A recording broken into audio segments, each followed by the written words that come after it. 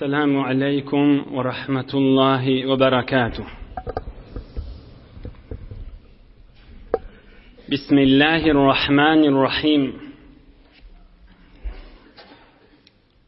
الحمد لله الذي هدانا لهذا وما كنا لنهتدي لولا أن هدانا الله. حمدا كثيرا طيبا مباركا فيه. الحمد لله رب العالمين كما ينبغي لجلال وجهه وعظيم سلطانه. اللهم صل وسلم على عبدك ونورك حبيبنا شفيعنا سيدنا مولانا إمام المتقين أمير الأنبياء سلطان الأولياء سندنا محمد النبي الأمي الأمين وعلى آله وأصحابه وأنصاره وأتباعه أجمعين. لا أسألكم عليه أجرا إن أجري إلا على رب العالمين. اللهم وفقني لبيان ما يحتاج الحاضرون إليه وما يصلح أحوالهم. إلهي أنت مقصودنا ورضاك مطلوبنا، فأعطنا كلنا محبتك ومعرفتك.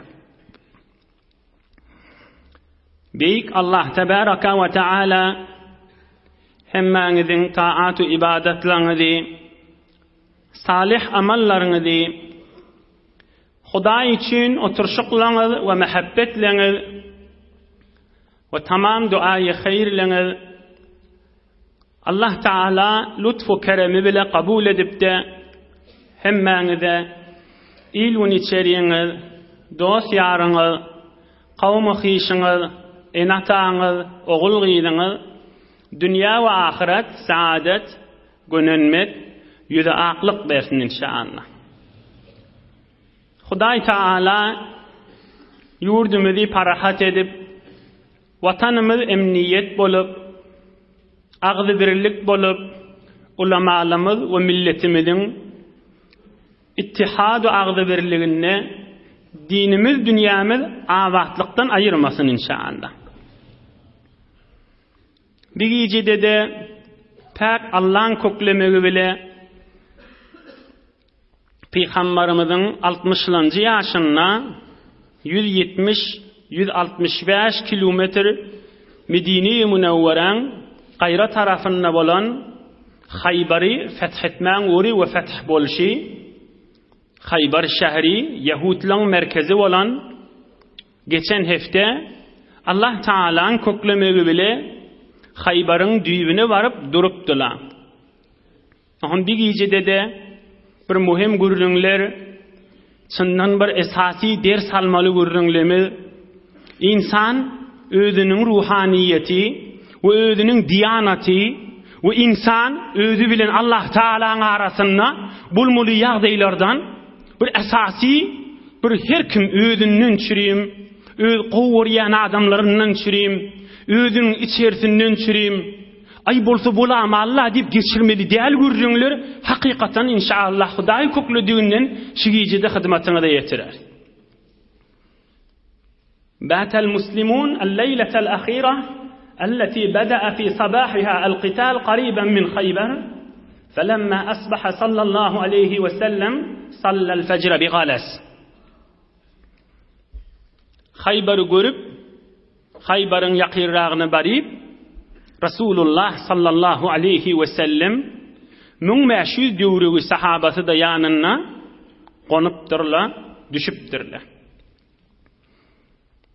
Aham akşam şu ta'da yatıp erti turuptırlar ve Resulullah sallallahu aleyhi ve sellem erti namazı dağıtandan sonra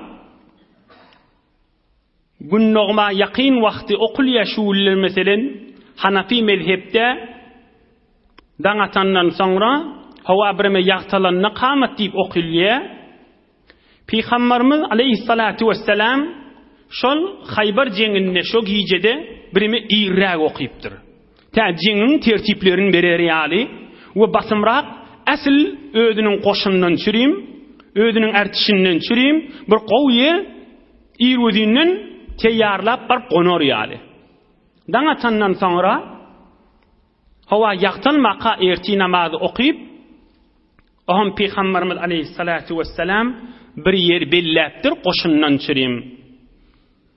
Sawatly dost, imanly dost, akıllı dost, düşünmeli dost, mümin Müslüman, ikimizin hakikaten almalı derslerimiz var. Şolay dileyen görüňler, tarih ilminde Müslüman kafirin arasında bir mu'teber innileyen kitaplardan aýdylýan görüňler. Az lihaze sened etibar wa kitaplardan dünya boyunca bir makbul ınanılmayan mu'teber kitaplardan aýdylýan görüňler haşla. Hatta bir kafir adamda Peygamberimizi tanıyacak bolsa şuları okuýýaly. Hatta kafirliň şumal dünya boyunca bütün insanın beren nazar näme? Beşeriyette iň zeriň akıllı insan Muhammed diýip aýdýalar. Aleyhissalatu vesselam. İderlak görüň, iň bahuştarin insan, iň zeriň insan ki bir neçe ýyllar näçe mantagalary o da bir düşünmeyen, zady kellesine gelmeyen Arap milleti we kan mantagany bir kep, bir din, bir mehabbet, bir büýrüňe teginde saklapdyr. Aňyrda bir akylly, huşly, aňyrda bir zeriň siýasatmedar bolmaly, hatta kafirliň bir aýdýan görüňleri haşlar. Şu görüňleri okyp, şu taryhleri okyp, şonuň da ady berýän nazary. Imma Muhammed Habibullah, Muhammed Rasulullah aleyhissalatu vesselam Allah Ta'ala'nın rahmetül lil alemin edip iýberen, gözümüziň nuri we başymyzyň täji bolan ol muhterem aziz insan, şoň bir bizlere bir ulukon ders bolan görüňleriniň guşeleri. Bir ýerek baryp gonypdyrlar. Aham Rasulullah jan döwrüni gözläpdir. Ştaý maslahat onoýlyň ştak diýipdir. 2 nefer däl ha. 200 nefer däl ha. 2000 nefer golay kan adam ha. فأتاه ابن المنذر فقال رضي الله عنه يا رسول الله أرأيت هذا المنزل أنزلكه الله تعالى أم هو الرأي في الحرب أي برك الله برهيور الدشملي أقلي إدبلي صحابة لنمهي حباب ابن المنذر ديان صحابة yuwaşlyk bilen Peygamberimizden icazet dilep bir aýtjak görüňim ma diýipdir. Ya Rasulallah, görümiň edebini. Ya Rasulallah, sen şu taýda bizi gondurdyň. Aya Hudaý buyurdym şu taýda biz düşmeli, ştak gonmaly diýip, ya her kim nazaryny beramalymy diýipdir. Görümiň aýdýan edep bilen ograýşyny. Aya şunu bir Hudaý buyurdymy biz ştada gonmaly düşmeli diýip, ya biz de nazarymyzy aýdyp bilýäsmi, azatmy? Eger Hudaý buyuran bolsa, baş üstüne dilimlal, göz üstüne ders diýipdir. Hatman içinde hikmet bahadır. Hatman içinde bizim aklymyz yetmese de, bizim fehmimiz yetmese de, bizim sawadymyz yetmese de, biz şonu konçkawlyk bilen bilmesek de, Wagtyka Hudaý buyurupdyr, hatmen içinde hikmetler bardyr, göz üstüne diýipdir. Yok, her kim nazaryny aýdamaly bolsa, men bir aýtjak görüňim ma diýipdir. Onda Rasulullah jan aýdypdyr, yok, maňa Hudaý buyuranak ştada gonmaly diýip. Bu bir jeň başlajak bolupdy, her kim özüniň nazaryny orta oklamaly diýipdir. Onda ol sahaba Hazreti Hubab ibn al-Munzir näme diýipdir? Ya Rasulallah, inna hadha al-manzil qaribun jiddan min al-hisn. Hum yadruna ahwalana wa la nadri ahwalahum. Sihamuhum tasilu ilayna wa sihamuna la tasilu ilayhim. Ya Rasulallah, men nazarymda şu qonan yerimiz maslahatda diýipdir. Şu ýaqynymyzdaki qala, Yahudiýiň qalasy, şoň ertişiniň hemmesi şoň içinde diýipdir. Olar bizi görüp otýlar. Biz olaň ýagdaýyndan habarymyz ýok diýipdir. Olaň oky bize ýetýär, biz olara okassak ýetmez diýipdir. Fasyle kan bizden, emma olar bizim üstümizden asla bize rahat deger diýipdir. Biz olan diýdinne bolup dur. Biz olan gözüniň alynda. Emma olar bizim gözümüziň alynda dälipdir. Maslahat bolsa ştadan göçeýilipdir. Başga bir ýaňa baraýylipdir. Peygamberimiz näme diýipdir? Ol pespällin reisi näme diýipdir? Ol hoşaklaklaň başy näme diýipdir? Adam özünden kiçiň kefini kulak asmak bilen kiçelmeýän ha. Ey enatala. Oğulgydyň da arasynda kefini kulak asan bilen bir näme diýä kam diýip bir kulak asamaly. Akla batmasa, ay diýen gurrun şeriata batmasa, ýok jan ogul, bilay diýen gurrun akla batmaýa delilşi diýip aýdamaly. Ya öýüň içinde hatmen bir siyasat bilen saklamaly, zenanan kefini kulak asmalyal, ya erinin kefini kulak asmalyal, ya özünden kiçinkini kulak asmaly däl diýilýän gurrun aýyrmaly boljak. Rasulullah'ın ahlakyny ýok zatmış şabi.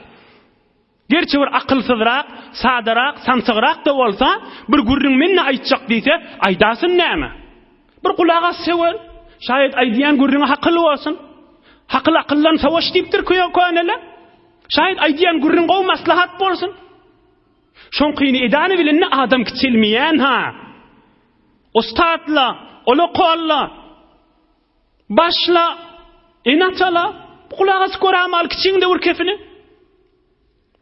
Akıllan akıllısı, evliyalan başı, peygamberlan tacı, sahaban kefini ula aswati näme diýen diýipdir? Şeýle diýipdir, tay maslahat da diýipdir. Peygamberimiz näme diýipdir? Er-ra'yu ma asharta. Sahabalar turaylyň kutadan gowy maslahat berdi diýipdir. İki nefer bolup turmalylar ha, bir goşun turk gitmeli ha. 1000 neferiň döwregi.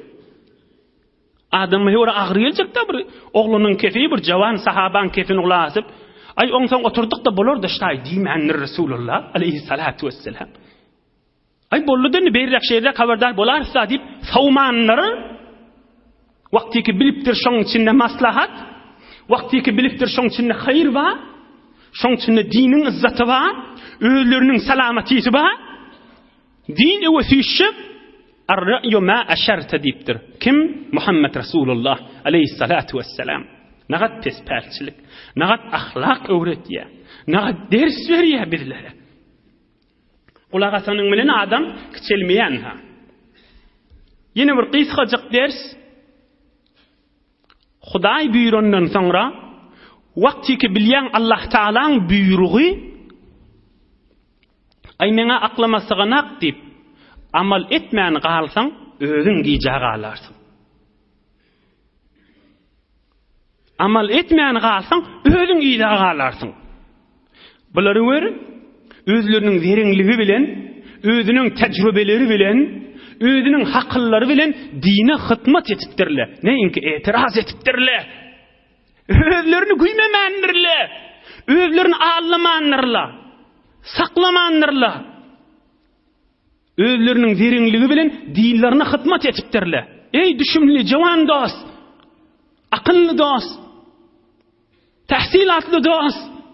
Görmey Hazreti Hubabi, ya Rasulullah, bu tay maslahat dälipdir. Jeniň taktiklerinden giýjek bolsak, beýrek düşýil, deferek ýerde, gowja ýerde duraýyldypdir. Aňryk bäri gozgon mamyd rahat bolsun, biremi uluň ýagdaýyndan habarymyz bolsun diýipdir.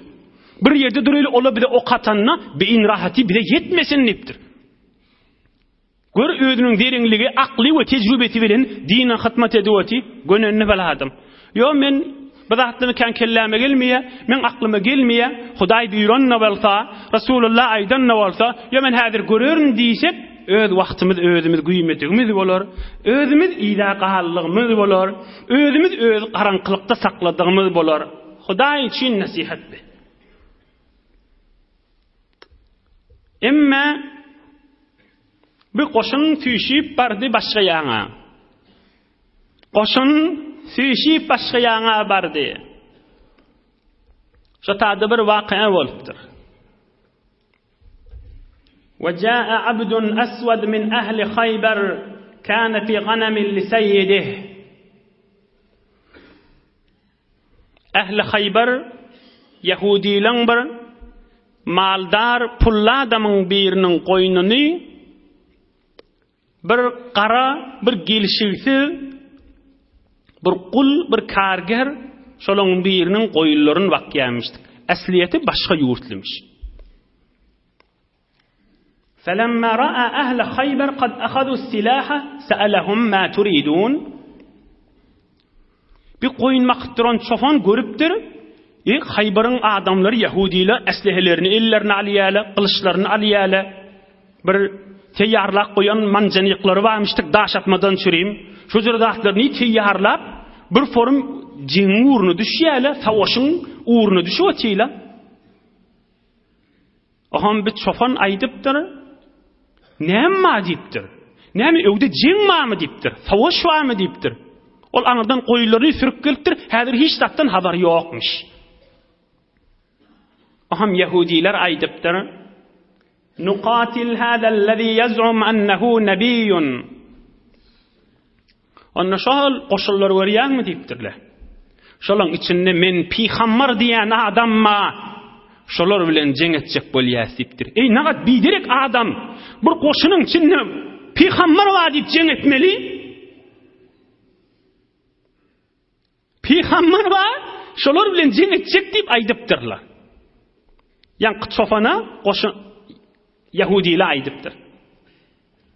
Kim o da Yahudiler? Kim Tevrat'tan märik, Musa peygamberden märik, ahir zaman peygamberi Muhammed Ahmet Hasan geler kam aleyhissalatu vesselam. Biz şoň ýygyny düşüp diýip beren adamlar ha. Inne bahilçilikden ýygyny düşen akla. On gurrun odal kan geçti. Oğlum bir çoban öz ýanyň pikri harap bolupdyr. Şunaň çok öwdäki qoşunyň içinde men peygamber diýen adamma فَوَقَعَ فِي نَفْسِهِ ذِكْرُ النَّبِي Peygamber diýip aýdýarlar. Öz ýüregine bir pikir joňkuny bir zat gaçypdyr.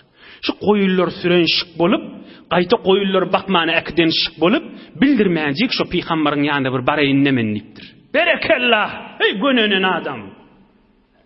فأقبل بغنمه إلى رسول الله صلى الله عليه وسلم فقال ماذا تقول وما تدعو إليه Adam kaptanından tekebbürlüğün ayırsa, kaptanının asıl canlığın ayırsa, bakirçılığın ayırsa, hesadatın ayırsa, o halis aklını, o halis özünün ruhaniyetini orta oklasa, insan ak yola basım giriyen ha. İmme insan kaptanının nefsinin diyen netecek bolsa, imme kaptanının özünün ilmini orta oklajak bolsa, kaptanının özünün awudyllygyny orta oklajak bolsa, kaptanının özünün servetini orta oklajak bolsa, ol asıl jangly beyin rahati Allah Taala'nın nurunyň etegine salmayan ha. Bir qoyullaryň sürenşik bolup, öz maliyelerini, Yahudilerini belletmäni Peygamberimizin ýanyna baryp dara gönenen kim bolýan sen diýipdir. Onu aytypdyr, şeýle ahir zaman peýgamberi. Hop sen çağıryan zadyň näme? Näme diniň näme sen? Onu dinim İslam. Ad'u ila al-islam wa an tashhad an la ilaha illa Allah wa anni rasulullah wa an la ta'budu illa Allah azza wa jalla. İslam dinine girmeli. Düşündiripdir, Kur'an okuyup beripdir. Ve men Muhammed hak peýgamber diýip aýdypdyr. Aleyhissalatu vesselam. Ve büyük Allah Taala'nı hakikat büyük Rabbin bilip şoňa ibadet etmeli. Ondan başga hakikat ma'budun bolmaz diýip düşündiripdir. Aham ol hyzmatkar ol çofan aýdypdyr. Famali in shahidtu wa amantu billahi azza wa jalla.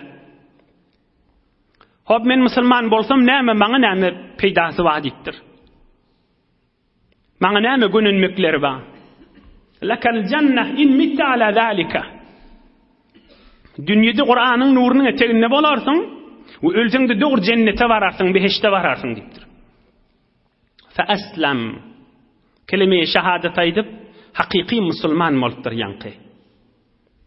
Sümme kâle ya Nebiyallah, inne hâzihil ghanem indi emaneh. Ya Resulullah bu koyulları näme deyinip? Amanatçı Yahudilerin bir tofarnınki deyiptir. Yahudilerden birininki koyulları näme deyinipdir? Men barsam göz vermezle diýdigi da. Faqala sallallahu aleyhi ve sellem akhrijha min indik warmiha bil hasba fa inna Allah Taala sayuaddi anka amanataka. Sen aňyrrak barda goýulan gowda ber. İnşallah Allah Taala sürüp kudret keramet eder barar öyle ýesine dipdir. Sen tarapdan hıyanat bolmaz dipdir. Aham ol goýullar sürüp Resulullah'ın diýenine edip iyi veripdir goýullary. Aham görse goýun çofansyz gelýän. Aham ol malyň ýesi bilipdir ki gulamy, hytmatkary musulman bolypdyr.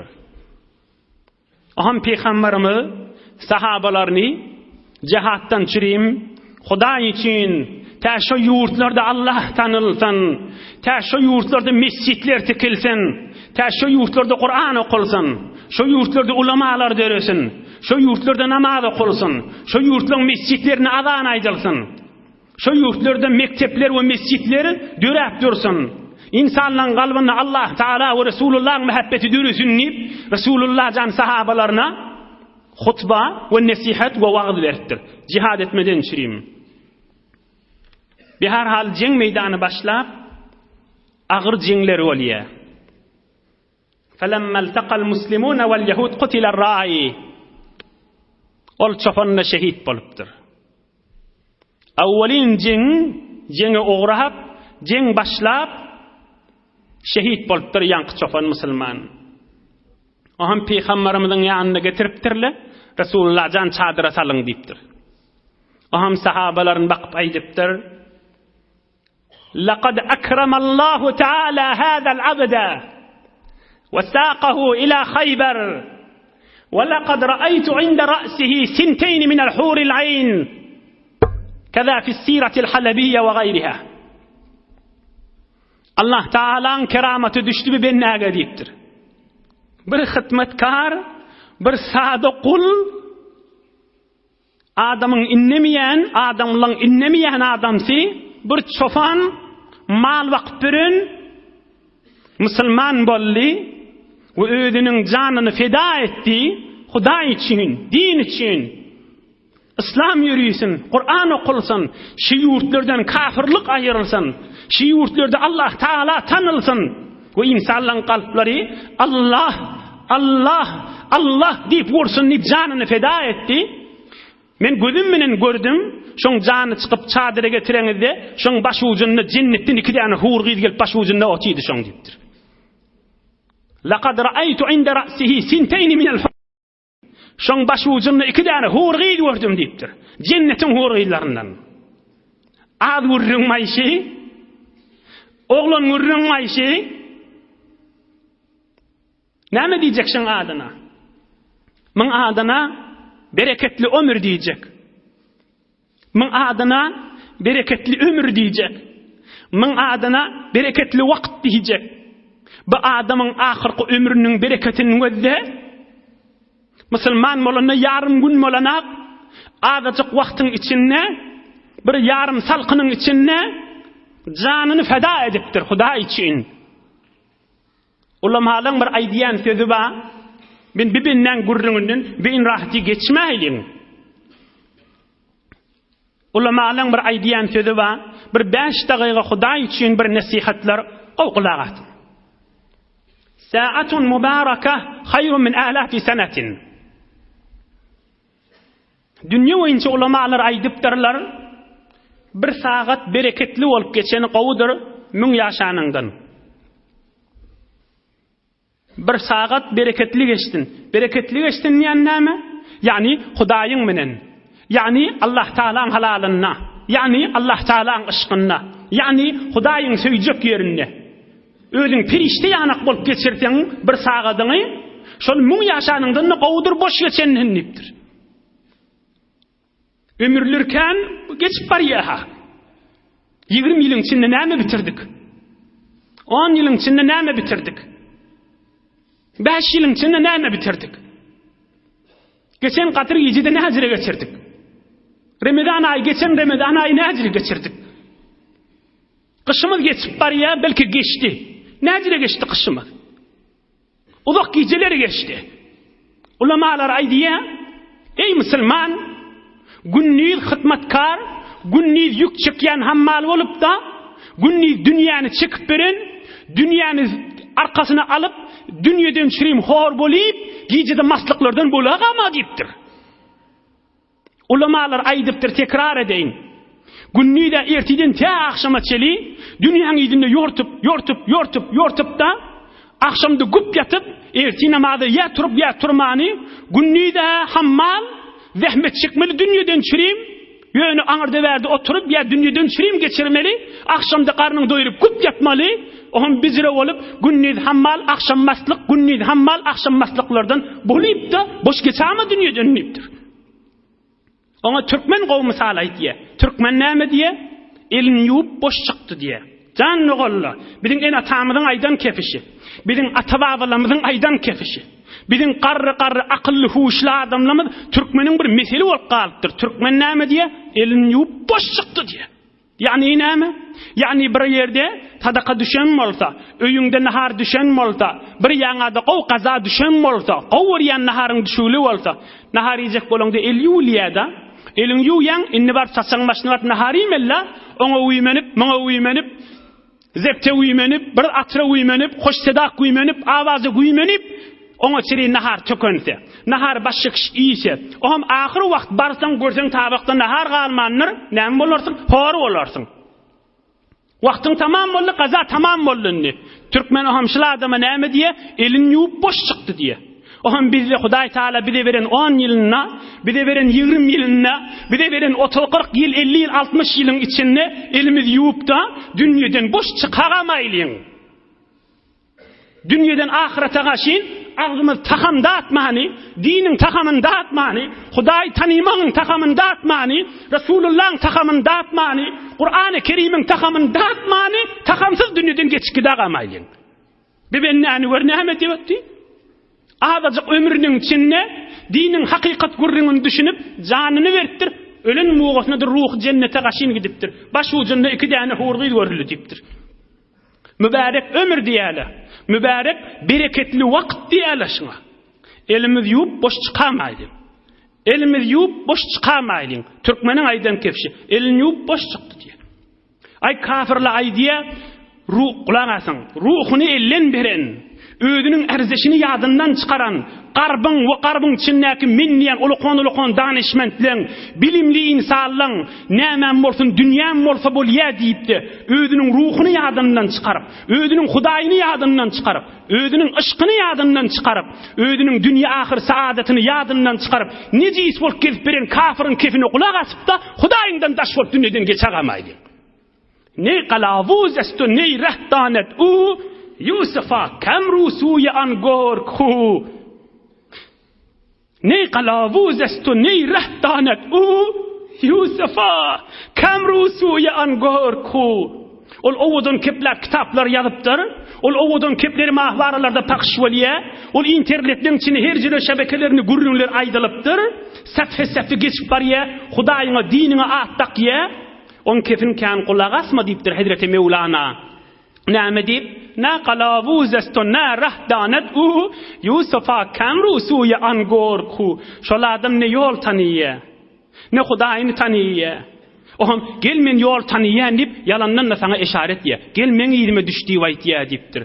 Ey Yusufcan, o cürek möcüğün iyidine düşmesen dargadar deyiptir. Ey Yusufcan, ey qavcağlan, ey qavca Müslüman, ey Allah'ın nurunu dağdan oğlan. On iyidine düşüp de yüreğinden Allah Teala'nın nurunu çıkarak ama. On iyidine düşüp de ödünü möcüklen eline verip didim ettirak ama ödünü. Oham dünyadan ol kafirmiştik. Beter pişrak etiptirle, teknolojiyi de ödemiştik. Maşinle bile ökte, pizişki de bile ökte, hindisi de bile ökte deyip 7000 fasıl danet anzelum, canı khudra min danet anzelum. Hazreti Mevlana aydiye. 7000 fasıl danet az ulum bilyen zadi kanha. Emma canı khudra min danet anzelum. Emma hadir özünün ruhunu tanıyanak. Emma hadir özünün ruhaniyetini tanıyanak. Emma hadir özünün feriştediğini bilenak.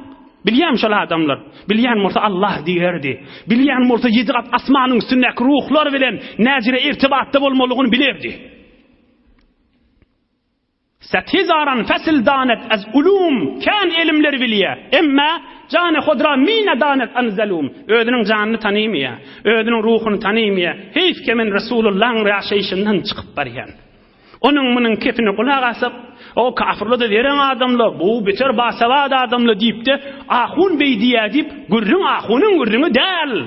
Gürrün iman gürrün. Gürrün sen hoşbaktin, gürrün sen saadetin, gürrün sen süyücülüğün, gürrün sen lezzet almağın, gürrün sen dünya ve ahiretin abat bolmağı, gürrün sen nuraniyetin, gürrün sen şerafetu kerametin, gürrün sen içinde ferişte var, şon erzişin bilmeğin gürrünü. Ahun beydiydi, moğlu beydiydi, ahun çıkarı oluptur deyip de Allah'dan daştış geçeğamaydı. Huda için bolan nasihat belkim Allah Teala eserin mertin. Bir gününün adamı var. Bir gününün adamı var. Evvelin fırsatta canını feda ediptir. Resulullah'dan and içi ediptir. Başı ucunnemin perişte gördüm deyiptir. Kazan bolsa al. Malın bolsa garip doğunun zekatın ber. Hac boynuna bolsa vaktin güymeme. Fırsat bolyan bolsa güymeme. Kur'an-ı Kerim bilmeyen bolsan tamam et. Tamam edin bolsan vakt koy. Hususan amel et. Yönü devreden peyda olmaz ha amel yadına düşmese. Yönü ayda 2 aydan devreden hayır taf bilmersin ha amal qattalında bolmasa. Emma gurrun iyidini alıp gidelim. Elhasil harabel yehudu ila husunihim ve hasarahumul muslimun ve ahadu fi fethi husunihim vahidan ba'da vahida. Bismillah. Hayber'in 15'ten kan qalahtı varmıştı. Yeki feth bolup jeng başlayıp yeki feth etipdirler. Hatta bir neçe qal'alan başına 10 güllep muhasere tutturyanmıştık. 10 güllep. Birce qal'a. Hayber'de de 15'ten kan qal'a varmıştı. Qala. Kâde bir neçe qal'alarda 10 gün vaqt alyanmıştık feth etyançalı. Ay zahmet çıkıpdirler. Ey zahmet çıkıptırlar. Ey zahmet çıkıptırlar dininden çürüyüm. وَقَدْ وَاجَهَ الْمُسْلِمُونَ مُقَاوَمَةً شَدِيدَةً سُعُوبَةً عَظِيمَةً. Kâde Resulullah canın yanına gelip, ya Resulullah, açlıktan birimi horlan yastip Peygamberimizin yanına gelyanmıştık. Ya Resulullah iyi biçimiz tökönüp bariya deyip de Resulullah canın yanına gelyanmıştıklar. Necilik Hayber'i fethetmeyen iyi de bitecek. Aham bir qal'ede 10 gün durupdurlar, fethetip bilmeyendirler, açıp bilmeyendirler. Şol qalalığın birini. Akşamsı üyüşüpdirler Resulullah canın yanına. Güne akşamda jeng qalyanmıştık. Danat yança jeng yok bolyanmıştık.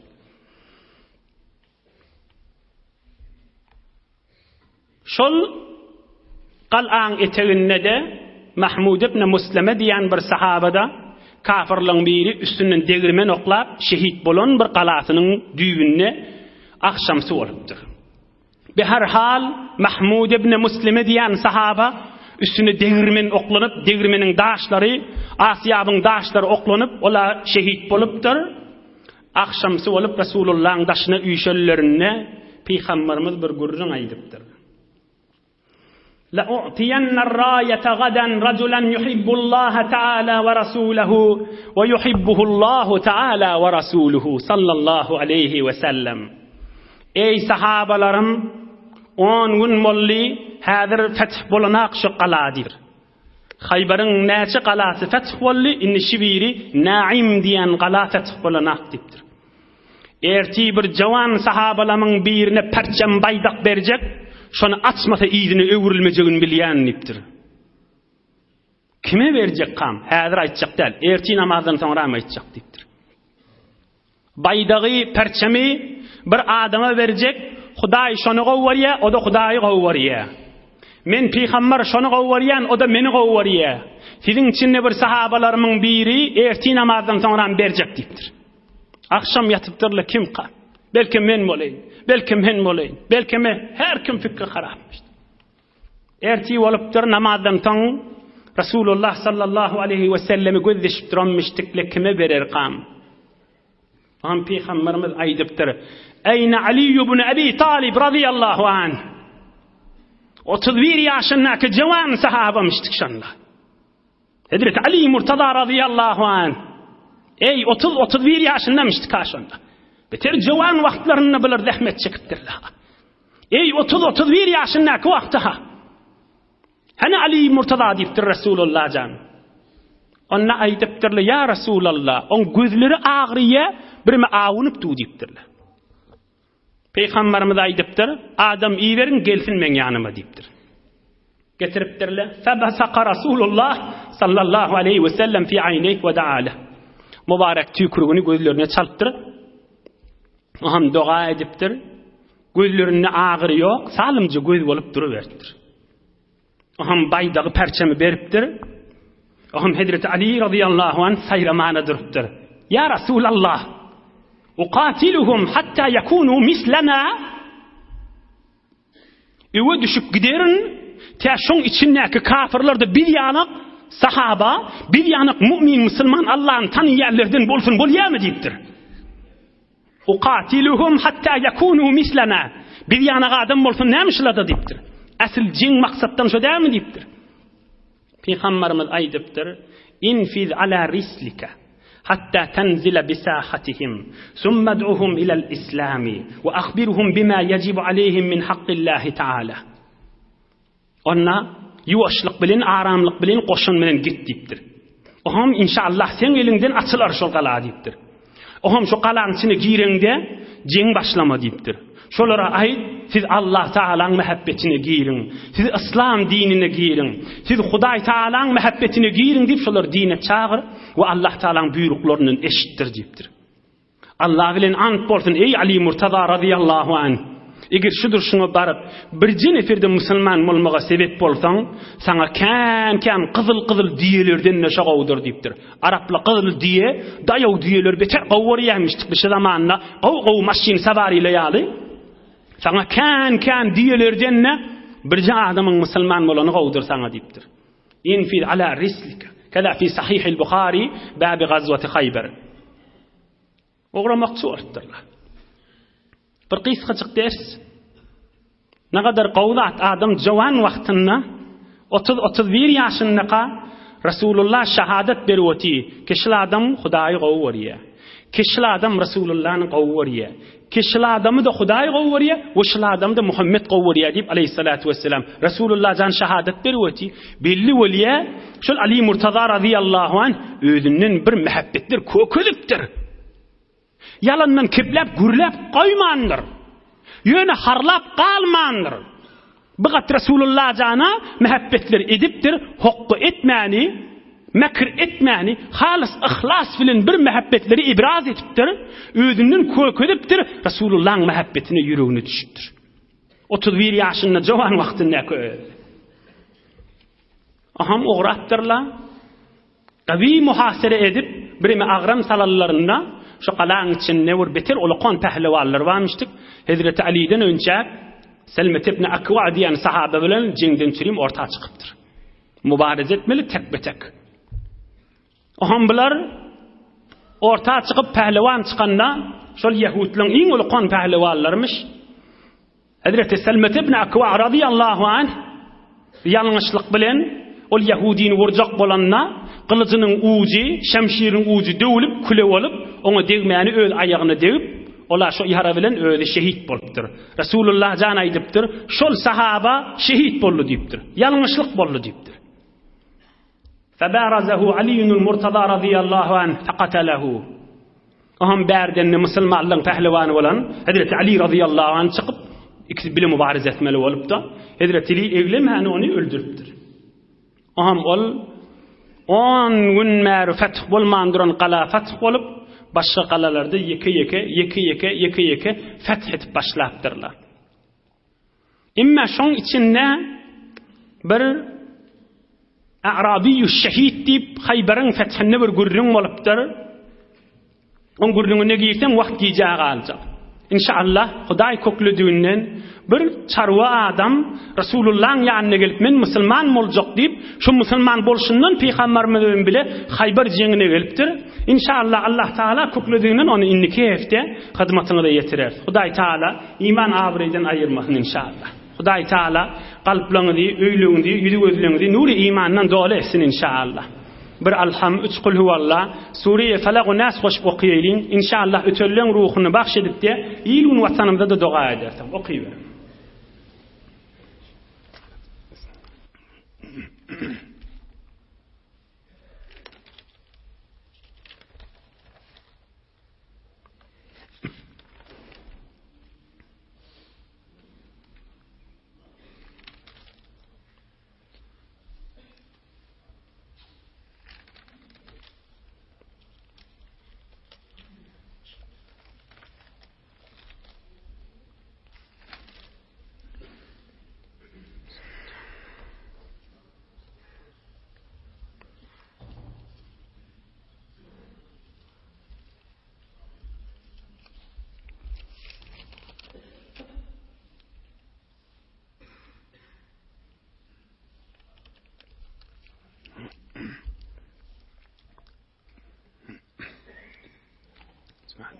رب العزة عما يصفون وسلام على المرسلين والحمد لله رب العالمين.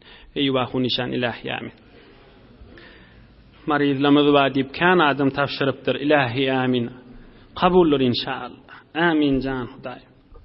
إلهي آمين. مشكل دغ الله بريل دغ الله. إلهي آمين. هم لنا دعاء دور. إلهي آمين. إشر لرد محبة. قلب لرد إيمان. إلهي آمين. إلهي آمين. إلهي آمين. إلهي آمين. مسجد مدرسة لمذ يريد تخن. إلهي آمين. دين دنيا مذ آبات لقوات. إلهي آمين. إلهي آمين. وطن أمنيات برحمتك يا أرحم الراحمين. ما شاء الله. يولدش لنا ذا يعدنا نسقر من بارك الله.